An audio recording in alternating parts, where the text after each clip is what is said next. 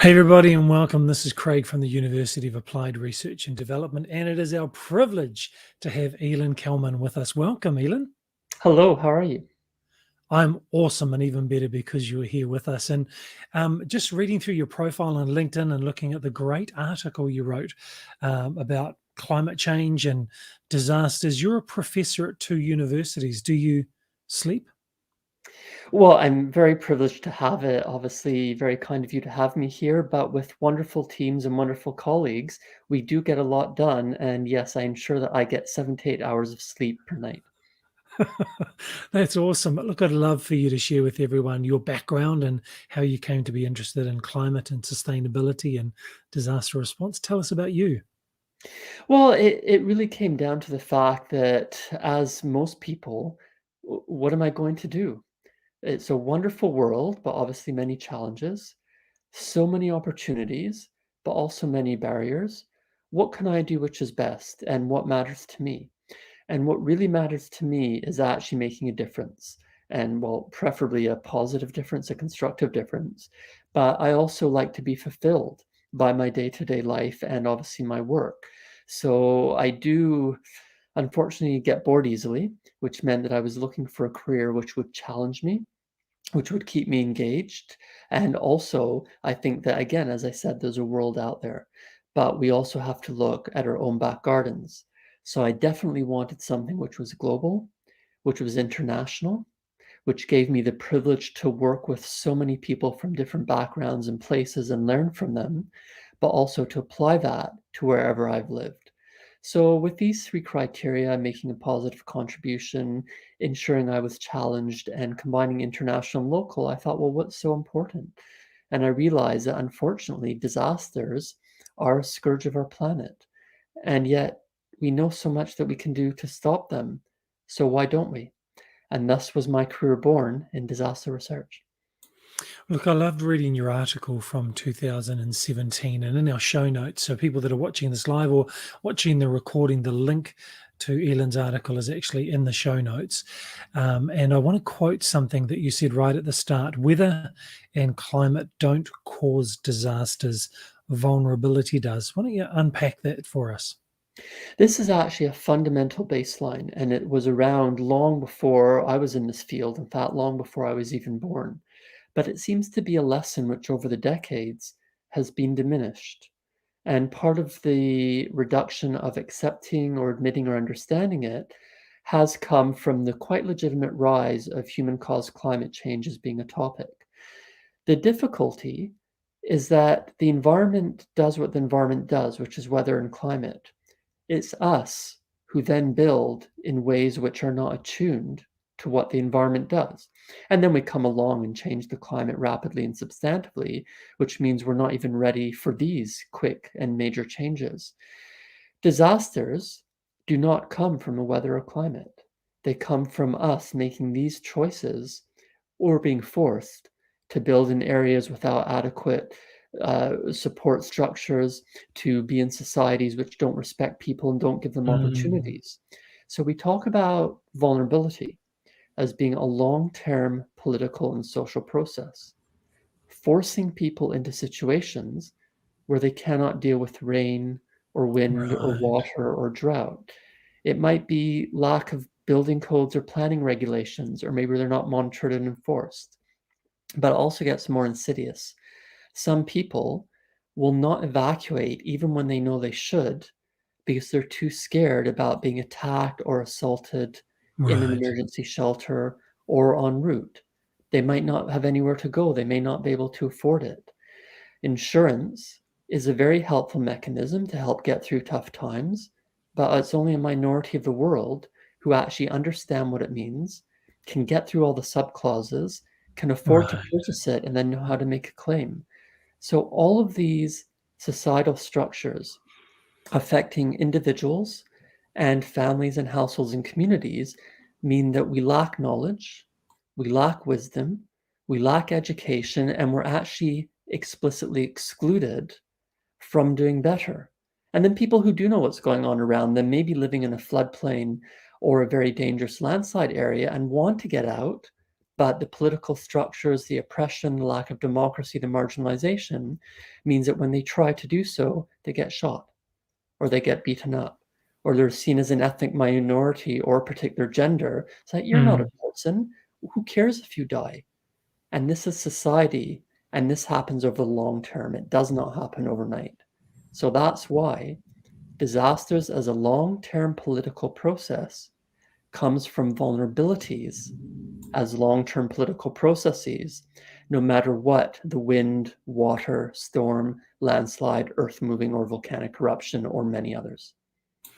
Right. So, can we go a little bit deeper about the different? I understand that a climate is a collection of weather events over a period of a time.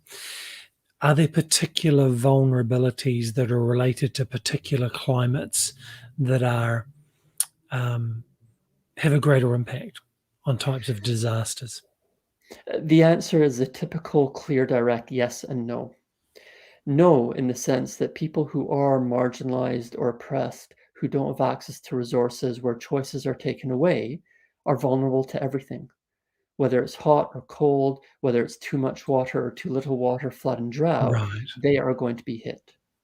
Similarly, a lot of people with resources make decisions to build huge houses, maybe their third, fourth, fifth house, in places which get hit by multiple hazards.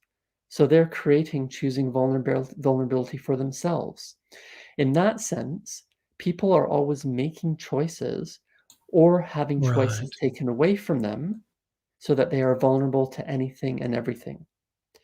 The no part of the answer is that we cannot deny the physical environment. Cold is different from heat.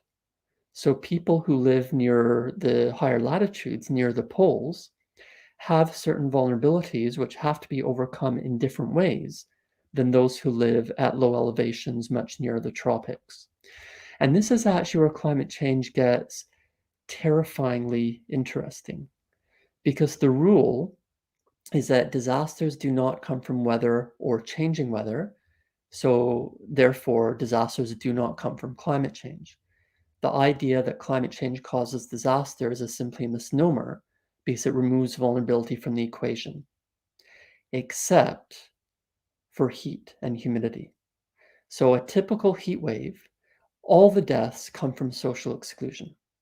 People who cannot get cooling, people who are forced to work outdoors in the heat or in unventilated places like garment factories, people who may be isolated, not realize they're in trouble, or who cannot afford air conditioning. Human-caused climate change is pushing heat humidity into non-survivable regimes. Basically, you have to have 24/7 cooling. Who can afford that? And if people who do afford it go for it, there'll be more power outages. So even the rich are going to end up frying. Because when it does not cool down at night to let our bodies recover from the day heat, when the day heat means you're dead if you're outside for a few hours with the humidity, there's nothing that we can do. So this Mm. is where human-caused climate change is leading to disasters directly. Agricultural laborers will be impeded. That has knock-on impacts for our food supplies. Mm. Construction workers, knock-on impacts for our materials. And again, people forced to work in poor, crowded, unventilated places, whether Mm. it's garment factories or cooking, they're dead. Mm. So heat waves are hard enough to deal with, but we could if we wanted to. Human-caused climate change is absolutely going to be a major cause of heat humidity disasters, and that's an exception, but it is big and it is frightening.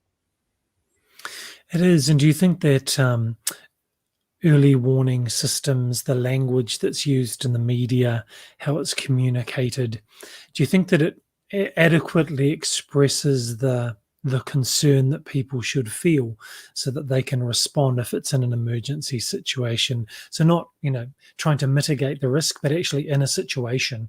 So I think that things are becoming more extreme, but the language that's being used over a period of many years doesn't really convey the extremes that we're experiencing now.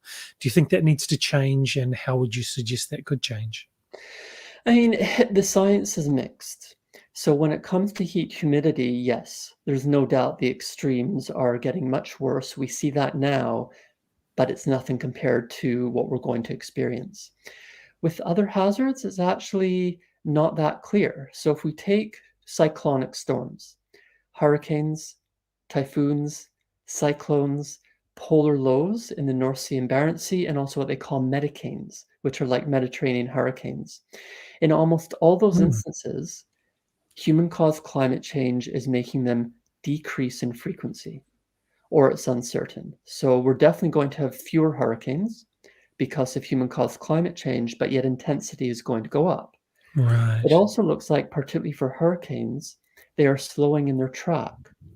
So not only are they stronger, holding more water, but because they slow down, they dump that water more in one place. So a single place gets hit appallingly, but fewer places experience a hurricane. It's kind of that balance. When Right. we look at landslides and wildfires, there's all sorts of local dynamics and regional dynamics, which human-caused climate change is adjusting, is changing quite rapidly, but it's not clear that all landslides get worse or all wildfires get worse. It really depends. Fire weather, the potential for a wildfire, bushfire, absolutely, frequency, intensity, the space it covers, that's getting worse. But a fire has to have a trigger. And what climate change is doing to lightning is not clear. And far too many triggers are motorcycles backfiring, cigarettes, arson, campfires. So it's up to us. Then when a wildfire starts, the spread of it actually depends a lot on forest management. So it's hard to blame electrical arcing, which starts a fire as it is done in Australia a few times. It's hard to blame that on human-caused climate change. But Mm. when electrical arcing or cigarettes or the other human-caused ignitions occur, then yes, there's no doubt that human-caused climate change is leading to conditions where that fire will be worse. So unfortunately, it's sort of the usual, you know what, it's complicated. And what does this mean for warning? It's interesting that the US, Cuba, Japan, even the Philippines to some extent, and certainly New Zealand and Australia, their cyclone warning systems or cyclonic storm warning systems actually work very well. And people who have the privilege of knowing how to evacuate and can afford it actually do very well in this huge variety of countries. This is still several days warning, and yet people accept it. We look at tornadoes, and they're tending to find that 20 minutes of warning for tornadoes has a better impact than 40 minutes of warning. So in that Mm. case, a more last-minute warning actually does better than a longer warning. Climate change, human-caused climate change, come on. We were warned in the 1970s. Right. The science of human-caused climate change actually goes back to the 19th century. A lot of very robust, verifiable data started in the 1950s and 60s, and the first international scientific reports were published in the early 70s. This led to a major meeting in 1988, as well as on climate change, as well as one in 1989 on sea level rise. From those came the Intergovernmental Panel on Climate Change, which every so often we hear the reports, it hits international headlines, and it's basically been the same warning since the late 1980s. So this one, which came out in August 2021, was code red, we're in trouble, and it hit international media. It actually wasn't a lot different from the late 1980s, let alone the 1970s. So we've had this warning, and yet not much is being done about it. Why? Namely, because fossil fuel companies had a very targeted, very deliberate campaign of misinformation, disinformation, distraction, and purchasing politicians in order to try to stop action when we had the technology, we had the interest. You know, look at the oil crisis of the 1970s. Never mind climate change. That was an impetus for major consumers to say, let's wean ourselves off fossil fuels. And yet, despite all of these political, environmental, social issues, all the warnings and the experiences, we are really lacking what's needed. So warnings are complex, and at University College London, we founded last year the Warning Research Centre to try and understand, do we need early, medium, or late warnings or all? Are they all systems? Or is it more just about warnings? How do we use more informal warnings, traditional indigenous vernacular knowledge, as well as the absolute essential satellite systems, buoys in the ocean, telemeter data in real time? So warnings are, again, complicated, but we do have many successes to learn from, sadly, many failures. And it's an ongoing, exciting area where we need a lot more people to understand your question and say, why does this work? Why doesn't this work? Why has Mm. generations of warning on climate change actually been undermined by those who don't want action, whereas 30 seconds of warning for earthquakes saves thousands of lives? So this is sort of the balance and the intrigue which keeps this topic very important, and the need for many more people addressing it and supporting us on it. For the people who are interested in emergency management and particularly mitigation or preparing, because there are vulnerabilities and sometimes those vulnerabilities persist. But if we can look at, okay, so these hurricanes or these medicanes, is that correct? Medicanes? Yeah, for the Mediterranean, the Yep. cyclonic storms are medicanes. Okay, so if these are moving slower and they are maybe bringing more water, so there's more rain, and so they're moving slower, so the duration of that event is longer, then where can emergency managers go to look at the starter, to maybe not predict, but to be aware? Because the intensity of the situation or the event means the intensity of the response and the duration of the response and the preparedness for the response has to be greater as well, I would assume. So, how can emergency managers be more prepared for the changes that are happening? Fundamentally, the environment always changes, and it always has done. This has happened for the 10,000 years of modern humanity, happens at the local level and can be very rapid, like a small earthquake or small landslide, or it can be global, like we've seen the COVID-19 pandemic and Mm, the other pandemics which we've all lived through. So whether it happens more slowly, like a drought, more quickly, like a tornado, over very right. focused areas or larger areas, this is still all environmental change. There's no reason why we should be basing emergency management and response on the assumption that the environment is stable and static, because Mm, it's not. If we want to save lives, help property, and reduce costs, we need to flip it around to focus on the real cause of emergencies, crises, and disasters, which is vulnerabilities. So it's as you're saying, the assumption is that the worse the hazard, the worse the disaster. When we do the correlations, we struggle to actually find that. And earthquakes are the obvious one, where Japan experiences 8.3 with 1 dead. In 2003, Iran experiences a 6.7 with 25,000 dead. So earthquake intensity, magnitude, fault failure type just doesn't correlate with deaths. As earthquake engineers say, earthquakes don't kill people, collapsing infrastructure does. So mm, an emergency manager needs to take this on board for all hazards, focus on vulnerabilities, and think about prevention, think about reducing vulnerabilities, think about giving everyone, no matter what their status, the options, resources, opportunities, tools to help themselves long before the hazard manifests. And this involves talking to people of different needs. They have different interests. And so emergency management, as opposed to obviously emergency response, then becomes managing people, not managing the hazard, not managing the environment, but saying, we want to stop the emergency. The mm, emergency is about people. So let's start with people. And if we help them, if we support them on their terms, then no matter what the environment does, whether an avalanche or a temperature extreme, the people themselves are the first responders or the zero responders. They can help themselves. And then it's mm. only when it gets really challenging or preparation is not appropriate that, yes, the external technical support would be needed. Right. Ilan, this has been really interesting. Just before we wrap up, what would you say to people who are interested in getting into your field of work? What are some things they could do to get ready to enter your profession, your area of interest?